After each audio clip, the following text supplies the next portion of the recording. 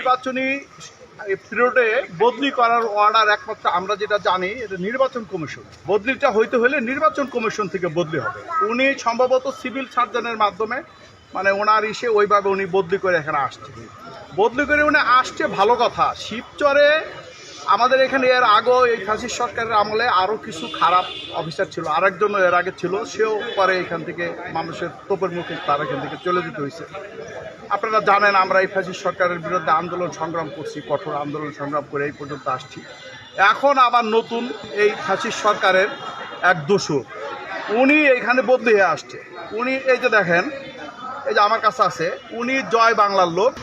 উনি সকালবেলা আমি এখানে দাঁড়ানো ছিলাম, উনি দেখলাম 8-10টা হুন্ডা নিয়ে আমাদের এই এলাকার প্লাপান নিয়ে উনি হাসপাতালে প্রবেশ করছে। তা আমি ভাবছি যে কোনো মস্তান ফস্তান বা কোনো লিডার টিডার ঘটনাটা কি, এই সিস্টেম উনি কেন ঢুকলো।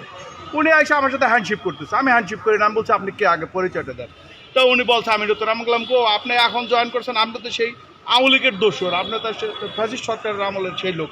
আপনি এর আগে পিরোজপুর ছিলেন, সেখানে দুর্নীতির ক্ষতিগ্রস্ত দায় আপনি বদলে আরেক জায়গায় গেছেন, সেইখানে আপনি ছিলেন। আপনার সেইখানকার অনেক স্টাফই এইখানকার স্টাফদের সাথে যোগাযোগ করছে। তারা বলছে আপনারা কি কেউ ছুটি চাইলেও তার কাছ থেকে টাকা নেন, কেউ বেতনের চেক দিতে হলেও তার কাছ থেকে টাকা নেন। তা আপনার সাথে তো আমাদের সাথে এইগুলি নেয় না। এই কারণেই ওনার বিরুদ্ধে হাসপাতালের টোটাল স্টাফ, ভালো একজন মানুষ এখানে আছে, তার বিরুদ্ধে ওনারা আসছে। এইটা টোটাল স্টাফের ওনার বিরুদ্ধে অভিযোগ এবং এলাকার লোকজন দুর্নীতিবাজ। এই যে হাসপাতাল আসবো ওষুধ বিক্রি করে খায় ফেলাইবো, হাসপাতাল আসবো হাসপাতাল ঠিক রাখবো না। অতএব এইটাই আপনার এলাকার জনগণ এটা চায় না।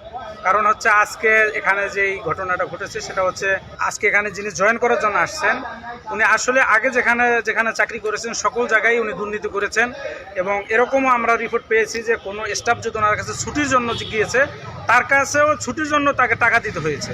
এবং সকল স্টাফদেরকে উনি অন্যায়ভাবে তাদেরকে আপনার বিভিন্ন সময় নির্যাতন করেছেন, এটাও আমরা জেনেছি। আজকে উনি এখানে আসছেন, উনি একজন সরকারি কর্মকর্তা, আমরা ওনাকে ওয়েলকাম জানাই, ওনাকে ধন্যবাদ জানাই, ওনাকে আমরা স্বাগত জানিয়ে আমরা এই হসপিটালে আনবো।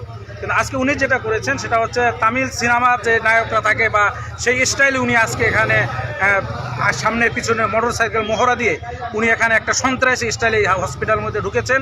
এই জন্য আমাদের এই শিবচরে যারা জনগণ আছেন, বিশেষ করে আমাদের শিবচরকে যারা ভালোবাসেন, এই হসপিটালটাকে যারা ভালোবাসেন, সকলে এখানে আসছেন।